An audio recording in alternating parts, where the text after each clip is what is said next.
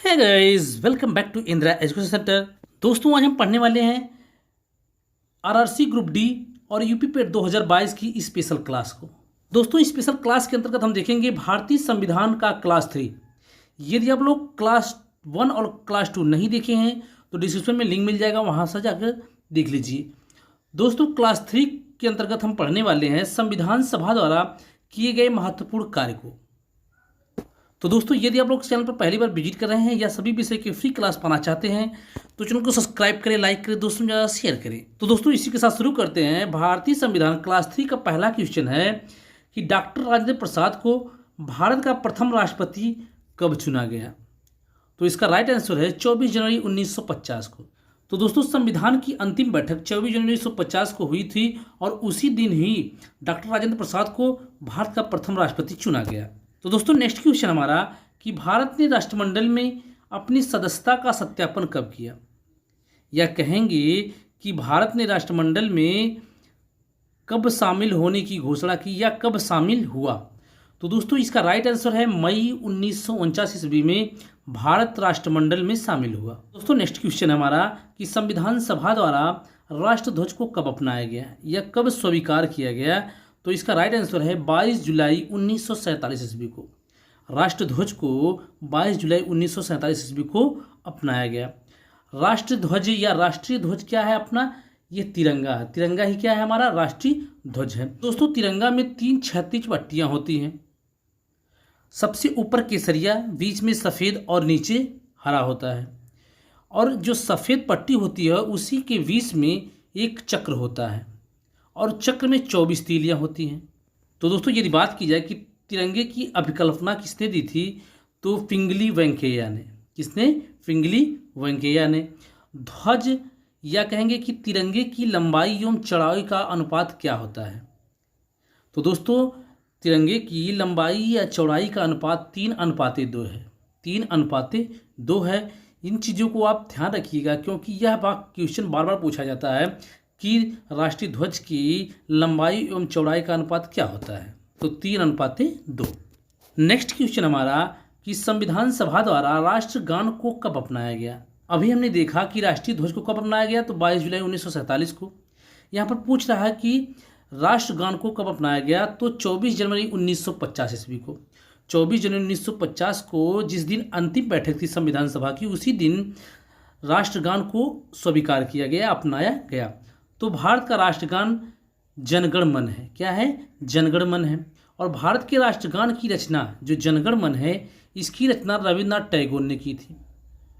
और जब इसकी रचना हुई थी तो यह सबसे पहले बांग्ला भाषा में लिखा गया था। राष्ट्रगान के गायन का समय यदि कहा जाए तो गाने का समय या गायन का समय जो होता है वह 52 सेकंड होता है। राष्ट्रगान को सर्वप्रथम 27 दिसंबर 1911 ईस्वी में कांग्रेस के कलकत्ता अधिवेशन में गाया गया। दोस्तों, यह क्वेश्चन बार बार पूछता है कि राष्ट्रगान को सर्वप्रथम कब गाया गया या कहाँ गाया गया? तो 1911 ईस्वी में कांग्रेस के कलकत्ता अधिवेशन में गाया गया। नेक्स्ट क्वेश्चन है संविधान सभा द्वारा राष्ट्रगीत को कब अपनाया गया? अभी हमने देखा राष्ट्रगान को कब अपनाया गया, अब यहाँ पूछ रहा है राष्ट्रगीत को कब अपनाया गया। तो 24 जनवरी 1950 को ही राष्ट्रगीत को भी अपनाया गया। तो दोस्तों, ध्यान रखेंगे कि राष्ट्रगान और राष्ट्रगीत को दोनों को एक ही दिन संविधान सभा द्वारा स्वीकार किया गया। वह डेट है आपका 24 जनवरी 1950। दोस्तों, यदि बात की जाए कि राष्ट्रीय गीत क्या है हमारे देश का तो वंदे मातरम। वंदे मातरम की रचना बंकिम चंद्र चटर्जी ने की थी। यदि कहा जाए कि वंदे मातरम जो है यह कहाँ से लिया गया है या किस उपन्यास से लिया गया है तो बंकिम चंद्र चट्टोपाध्याय के प्रसिद्ध उपन्यास जिसका नाम है आनंद मठ। आनंद मठ से ही वंदे मातरम को लिया गया है। राष्ट्रीय गीत वंदे मातरम को सर्वप्रथम सन 1896 ईस्वी में गाया गया। कब गाया गया? सन 1896 में। और राष्ट्रगान को सन 1911 ईस्वी में। राष्ट्रगीत वंदे मातरम का अंग्रेजी अनुवाद सबसे पहले किसने किया? तो सबसे पहले अरविंद घोष ने किया था। दिसंबर 1905 ईस्वी में कांग्रेस कार्यकारिणी की बैठक में वंदे मातरम को राष्ट्रीय गीत का दर्जा प्रदान किया गया या राष्ट्रगीत का दर्जा प्रदान किया गया। तो दोस्तों राष्ट्रगीत का दर्जा कब प्रदान किया गया? तो 1905 ईस्वी में।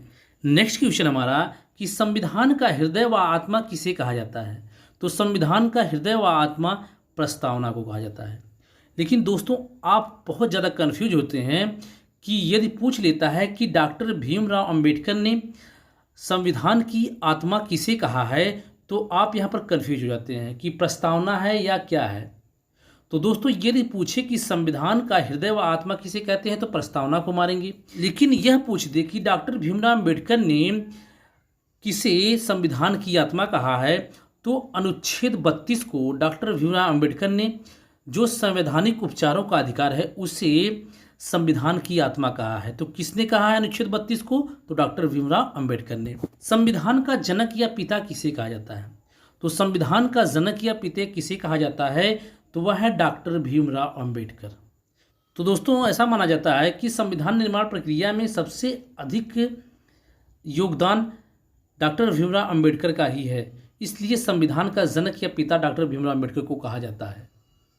और यह जो सबसे महत्वपूर्ण संविधान सभा की जो सबसे महत्वपूर्ण समिति है, प्रारूप समिति के अध्यक्ष भी हैं, इसलिए भी इनको संविधान का जनक या पिता माना जाता है। तो आज के लिए बस इतना ही।